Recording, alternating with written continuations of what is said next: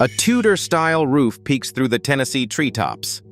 Inside, no crystal chandeliers, no golden pianos, just warm wood, walk-in closets, and 60 years of love with a man who never stepped into the spotlight. What kind of woman builds an empire worth $650 million, yet lives like the girl who grew up in a one-room mountain cabin? Today, we step into Dolly Parton's world of music, memory, and Southern magic. She was born in the shadows of the Smoky Mountains. No nurse, no hospital, just a one-room cabin, a dirt floor, and a bag of cornmeal handed to the local preacher as payment for her delivery. Her name? Dolly Rebecca Parton. The fourth of 12 children, she grew up in Pittman Center, Tennessee, where love was abundant, but everything else was scarce. They had no money, but they had music. Ballads passed down from her Welsh ancestors, gospel harmonies rising from Sunday pews, and the sound of her mother's voice humming softly as she braided 12 heads of hair in the morning light. Her father, Robert Lee Parton, couldn't read or write, but he was a brilliant businessman in his own right, managing a small tobacco farm, picking up construction work, and stretching every penny to feed his family. Dolly often said, "Daddy couldn't sign his name, but he could read a man's character better than anyone I've ever known." Music ran through her blood. By 6, she was singing in church. By 7, strumming on a homemade guitar. By 8, her uncle bought her the real thing. And that was it. The mountains had raised her, but the music, it was calling her somewhere else. Her early songs were built from lived experience, hymns of hardship, laughter, hunger, and hand-me-downs. Later, she'd immortalize those memories in songs like Coat of Many Colors and My Tennessee Mountain Home, songs that weren't just melodies, they were memoirs. At 16, she performed on the Cass Walker Show, a local radio program out of Knoxville.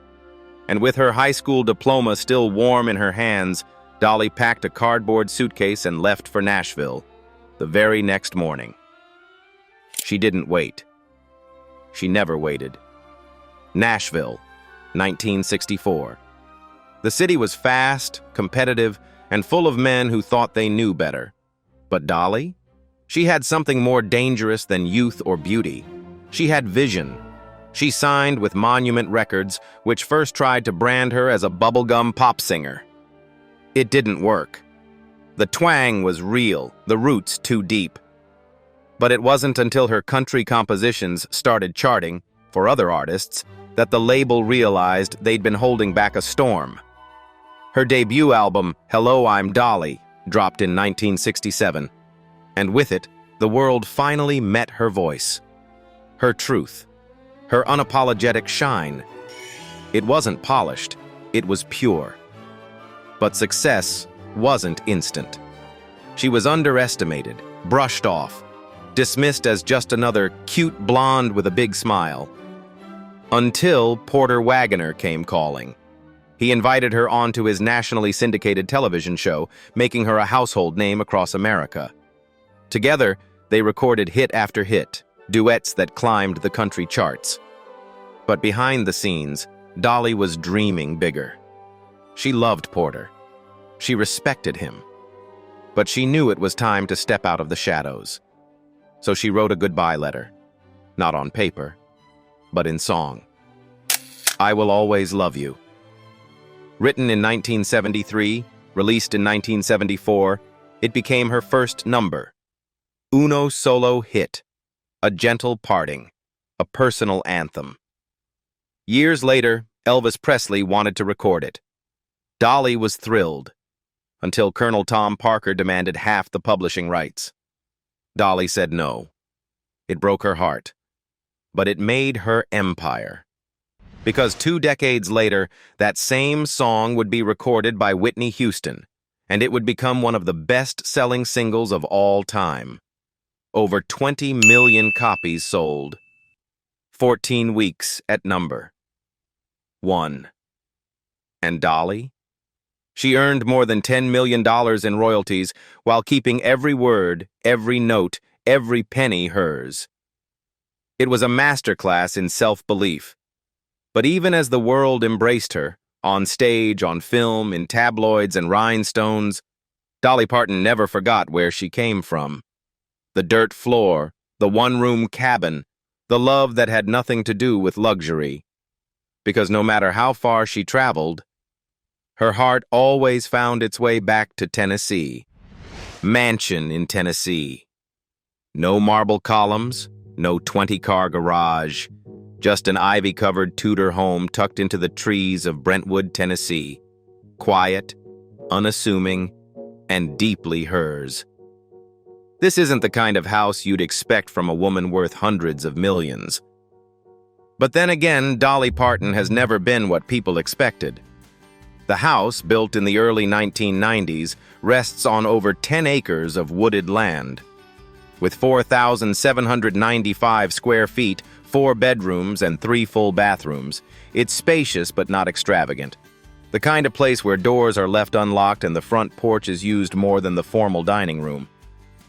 Dolly bought it for around $400,000, back when fame and fortune were already well within her grasp. But this wasn't a status purchase. It was a sanctuary. You'd never see paparazzi staking out the driveway. You'd never find her posing by a gold elevator. What you would find? A woman laughing in the kitchen, a husband reading in a rocking chair, the smell of cornbread in the oven, and a gospel melody drifting from a piano down the hall. This house was home for her and Carl Dean. Carl, the man she met outside a laundromat in 1964. He was wearing a white shirt and driving a white pickup truck. She was 18. He said he was going to marry her someday, and 2 years later, he did. They were married in a private ceremony in Georgia, just Dolly, Carl, her mom, and the preacher. He never chased fame, never walked red carpets. In fact, he only saw her perform once in nearly 60 years. And that was enough, because their love didn't need a spotlight. It needed privacy. That's why this house mattered. Its rustic Tudor architecture, with its cedar shake roof and weathered stucco facade, whispered of old-world charm. Not showy, sheltering. Inside, the great room was lined with warm wood paneling, vintage country furniture, and books stacked in corners rather than on curated shelves. The kitchen? Full of lived-in energy. Dolly's well-worn cookbooks rested next to a mixer dusted with flour. A copper kettle always sat on the stove. Family photos, some decades old, taped to the fridge. She once said, "I still cook the same way my mama did, by feeling, not by recipe." Upstairs, the master suite opened to a walk-in closet bigger than most bedrooms. Not for designer handbags, but for sequins, wigs, and the kind of costumes that had become signature Dolly. And down the hall, one room had been converted into a writing nook. There, she scribbled lyrics by candlelight, kept a box of sharpened pencils by the window, and stared out toward the hills where her childhood still echoed. There were no children's rooms in the house. Dolly and Carl never had kids. But that didn't mean their lives were empty. They raised nieces and nephews, godchildren, and even became second parents to young artists, fans, and strangers who found family in their warmth. In this house, every room breathed laughter, birthdays, Christmas mornings, songwriting sessions that turned into jam sessions, the smell of bacon at dawn and popcorn at midnight. Carl loved his tractors and his quiet. Dolly loved her wigs and her noise. And somehow, it worked. They weren't a perfect couple. They were a real one. And when Carl passed away in 2025, it wasn't just Dolly who mourned, it was the entire house. She once said, "This place isn't fancy, but it's full of memories. That's what makes it worth everything." She didn't move after he died. She stayed, with the silence, with the creaky floors, with the echoes of a love that needed no headlines. This wasn't the biggest house Dolly ever owned, but it was the truest. And while she's built a global empire and sold out arenas, It was within these quiet Brentwood walls that Dolly Parton did her most important work. She loved, she listened, she lived. But beyond these gentle hallways and Tennessee trees, she had a bigger dream, one built not for herself, but for the people she came from. And it stood just east of here, at the base of the Smoky Mountains. Let's go there next. Dollywood Park. She could have built it anywhere. Vegas, Orlando, Los Angeles. But Dolly Parton didn't want to put her name on some neon-lit thrill park. She wanted to build something for the people who raised her. And so, in 1986, on a stretch of mountain foothills in Pigeon Forge, Tennessee, Dolly opened the gates to Dollywood. A theme park? Yes. But not just any theme park. Dollywood is 150 acres of music, food, roller coasters, museums, crafts, and country soul. It's the Smoky Mountains, with heart. Over time, it became one of the top tourist attractions in America, drawing over 3 million visitors a year. But to Dolly, it was never about the numbers. It was about memory, about honoring her parents, her grandparents, the coal miners and quilt makers and banjo players who lived and died in those hills. Walk through the park, and you'll see it. Not just thrill rides, but heritage. Blacksmith shops, Southern gospel performances, butterfly motifs carved into signs and benches, an homage to transformation, to flight, to beauty born from pressure. There's a Dolly Parton museum on site too, called Chasing Rainbows. Inside are her Rhinestone outfits, handwritten lyrics, awards, even her high school diploma. But tucked between the glamour and gold records, there are stories. Stories of struggle, of sacrifice, of roots that never let go.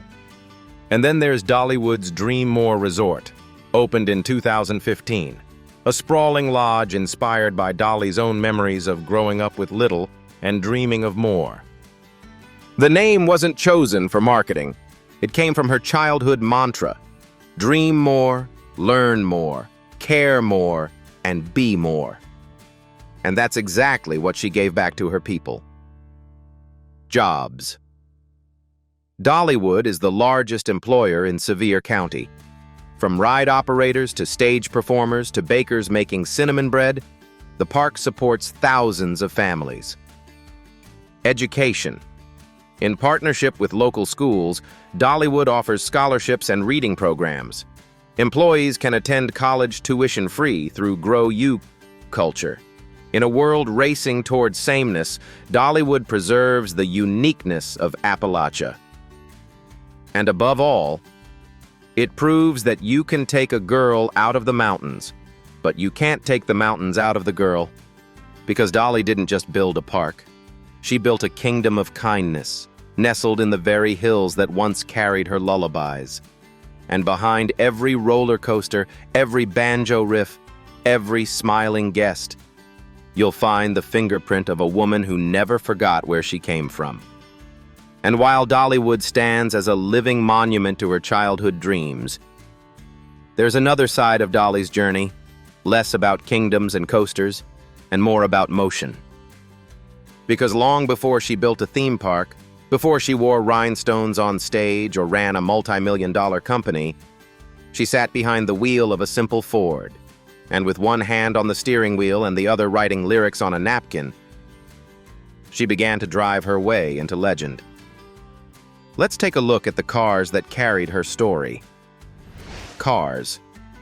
She never needed a Lamborghini, never posed beside a Bugatti, never revved a Ferrari for clicks. Dolly Parton's cars tell a different story, not of speed or excess, but of memory, of meaning, of movement through life. Her first real ride was a red Ford Thunderbird. Not new, not flashy, but in her eyes, a rocket ship. She bought it after her first few checks rolled in, money earned from television performances, tiny royalties, and night after night of singing her heart out. To anyone else, it was just a car. To Dolly, it was freedom, a way to finally drive out of poverty, to visit her family with pride, to look in the rearview mirror and see the mountains getting smaller, Not because she left them behind, but because she was finally able to come back on her own terms. That Thunderbird carried rhinestone dreams, cassette tapes on the dash, wig boxes in the trunk. Years later, when she could afford anything, she chose a classic, a Cadillac DeVille. Big, bold, American, Southern. It became her signature ride for public events across Nashville. More than once, fans spotted her waving through its tinted window, hair higher than the headrest, smile as bright as chrome. The Cadillac matched her energy, elegant, enduring, never trying too hard. But it wasn't her favorite. That title goes to a car that felt like a memory in motion, a vintage Rolls-Royce. It wasn't about status. It was about style. It was about honoring the old, the ornate, the kind of beauty that doesn't chase trends. It defines them. She used it rarely, only for special moments. Anniversaries with Carl, photo shoots tied to old country glam, those moments when the Rhinestones needed a carriage. Dolly once joked, "I don't care what I drive, as long as I've got gas, great heels, and a great story to tell." And that's the truth. For someone with a $650 million empire, her car collection is modest, deliberate, symbolic. She doesn't need 30 sports cars. She needs 3 memories on wheels.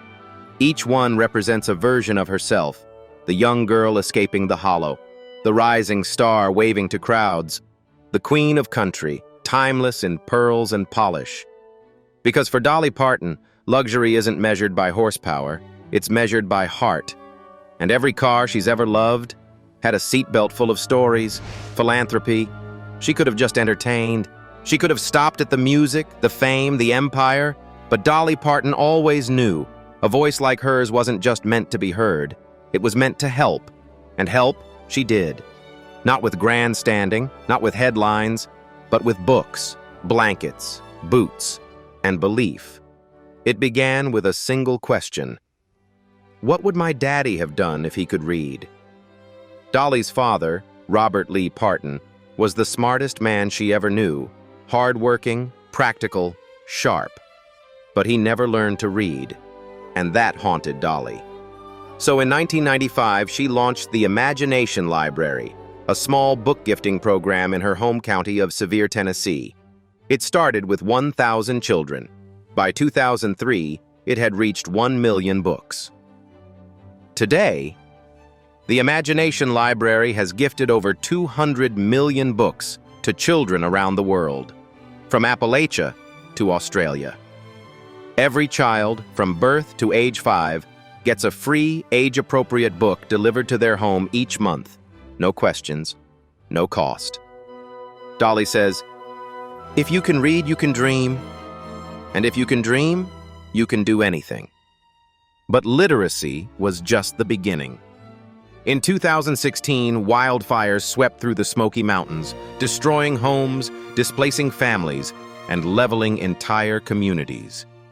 Pigeon Forge, Gatlinburg, her backyard. Dolly moved faster than FEMA. Within days, she launched the My People Fund, pledging $1,000 per month for 6 months to every family who lost their home. Then she made it $5,000.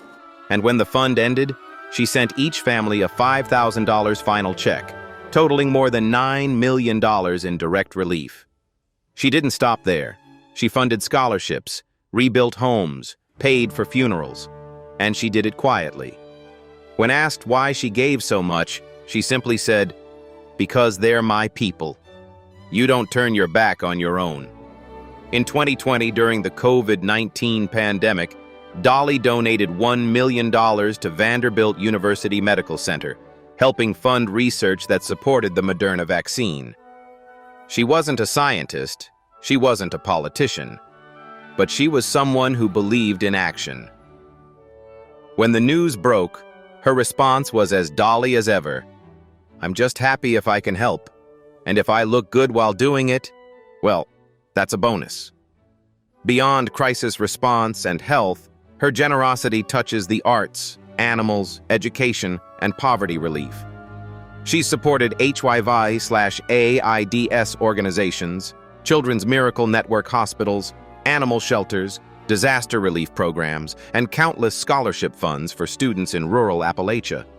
She's even helped employees at Dollywood go to college tuition-free. All this from a woman who grew up sleeping 3 to a bed, sharing biscuits, and patching shoes with newspaper. She never forgot, never turned her back, never let her sparkle outshine her spirit. And maybe that's the real secret. Beneath the wigs, the laughter, and the legend, Dolly Parton is just a girl from the mountains who never stopped giving. She gave books to children who never had bedtime stories. She gave shelter to neighbors when the mountains burned. She gave money without asking for applause. But what Dolly Parton has given most generously is herself. Because even when the spotlights dimmed, the most radiant thing about her was how she lived. Personal life. In a world obsessed with spotlight, she chose something rarer: privacy. Behind the wigs and the wit, Dolly Parton built a life that was astonishingly quiet. For nearly 60 years, she was married to Carl Dean, a man who avoided cameras, red carpets, and interviews like the plague. They met outside a Nashville laundromat in 1964. He was 21. She was 18. He told her she was going to be his wife one day. She laughed. 2 years later, they said "I do" in a tiny ceremony. Just Dolly, Carl, her mama, and the preacher. They stayed together for the rest of his life. Carl only saw Dolly perform once in public. He never walked a red carpet, never basked in her fame. And that's exactly how she liked it. "He's not in show business," she once said. "He's in the show car wash." He stayed home while she toured the world. He cut the grass while she signed million-dollar contracts. But each night, she called him. Every single night. When Carl passed away in 2025, the world mourned with her. Not because he was famous, but because the love he represented was real. Dolly never had children. She's been open about it. No excuses, no regrets. But she's been a mother in more ways than one. She helped raise her nieces and nephews. She is the fairy godmother to Miley Cyrus. And through her imagination library, she's given books and love to millions of children. Her faith, it's steady, quiet, lived in. She starts every morning with prayer, not for show, not for status, just for grounding. She still writes songs with a pencil, still eats cornbread and greens on Sundays, still keeps her mother's Bible close. Dolly Parton's life isn't about big gestures. It's about small rituals done with big love. And in that, she's found a peace more powerful than applause. She wore rhinestones like armor, laughed like music, and walked through this world as if she knew her purpose before she was even born. But behind every sparkle, there was stillness. Behind every record-breaking hit, there was humility. And behind every dazzling performance, there was just a girl from the Smoky Mountains who never stopped praying. Dolly Parton didn't build her legacy from money, or fame, or even talent, though she had more than most could dream of. She built it from truth, from loving one man for a lifetime, from staying connected to a one-room cabin even when she could afford a castle, from writing songs that didn't just entertain, but healed. She gave us Jolene. She gave us 9 to 5. She gave us I Will Always Love You. But more than that, she gave us an example that you can be strong and soft, rich and generous, famous and faithful, all at once. Her Nashville mansion isn't the biggest. Her car collection isn't the most extravagant. Her lifestyle isn't soaked in luxury, but it is soaked in meaning. And maybe, just maybe, that's what we're all longing for. A life that sparkles, but doesn't shout. A heart that gives, but doesn't boast. A legacy that doesn't need a stage to shine. Because in the end, Dolly Parton's most unforgettable creation wasn't a song, wasn't a theme park, wasn't a brand. It was herself. Raw, real, radiant. So the next time you hear her voice, on the radio, in a film, in a whisper through Appalachian trees, pause and ask yourself, what would it mean to live like Dolly? To dream more, to give more, to love more, to be more. If this story moved you, don't forget to like, share, and subscribe. Because sometimes the brightest stars aren't found in Hollywood. They're born in cabins, raised on hope, and built entirely out of heart.